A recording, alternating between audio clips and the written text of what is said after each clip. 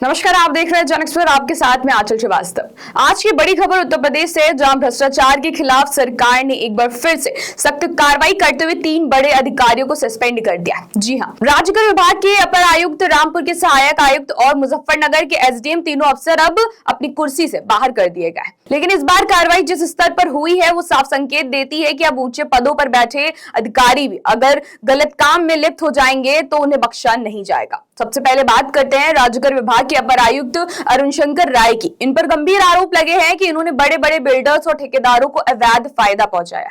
जांच की रिपोर्ट में साफ लिखा गया है कि राय ने अल्ट्रा होम, आम्रपाली और हाईटेक सिटी जैसे बिल्डर्स को वैट में राहत दी है, जिससे सरकार को करोड़ों का नुकसान उठाना पड़ा। सोचिए, एक और सरकार जनता में टैक्स वसूलने में इतनी सख्ती बरतती है, वहीं दूसरी ओर इसी विभाग का बड़ा अधिकारी बिल्डरों की जेब भर रहा है। मामले की गंभीरता को देखते हुए सरकार ने बिना देर किए उन्हें निलंबित कर दिया। अब बात करते हैं मुजफ्फरनगर के एसडीएम जयेंद्र की। इनके खिलाफ आरोप और भी चौंकाने वाला है। जांच में पता चला है कि उन्होंने सरकारी जमीन को निजी सोसाइटी के नाम करने के लिए रिश्वत ली है। जमीन के कागजों से लेकर रजिस्ट्री तक में हेरफेर कर दिया गया। विभागीय जांच में जब सबूत पुख्ता मिले तो सरकार ने इन्हें भी सस्पेंड कर दिया। अब सवाल ये उठता है कि जब जमीन की रखवाली करने वाला ही घोटालेबाज निकले तो आम जनता किस पर भरोसा करे। तीसरा नाम है रामपुर के सहायक आयुक्त का। इन पर रिश्वतखोरी का आरोप साबित हुआ है। शिकायत मिलने के बाद जांच बैठाई गई है और जांच में पुष्टि हुई है कि वाकई अधिकारी ने गलत तरीके से पैसे लिए। उसके बाद सरकार ने तुरंत कार्रवाई करते हुए उन्हें भी निलंबन का आदेश दे दिया है। एक तरफ सरकार लगातार यह दावा करती है कि भ्रष्टाचार खत्म करना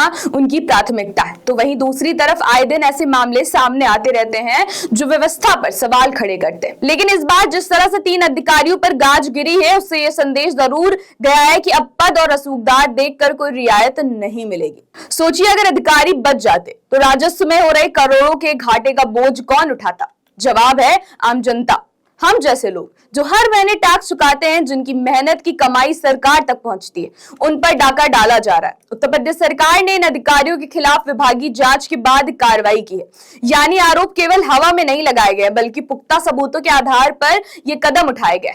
यही वजह है कि निलंबन का आदेश आते ही पूरे प्रशासनिक हलके में हलचल मच गई। ये मामला ये भी दिखाता है कि भ्रष्टाचार चाहे किसी भी स्तर पर हो, वो सिस्टम की जड़ों को खोखला करता है, और अगर समय रहते उस पर अंकुश ना लगाया जाए तो उसका असर जनता तक पहुंचता है। अब देखना यह है कि इन अधिकारियों पर आगे क्या कदम उठाए जाते हैं। क्या इनके खिलाफ मुकदमे दर्ज होंगे?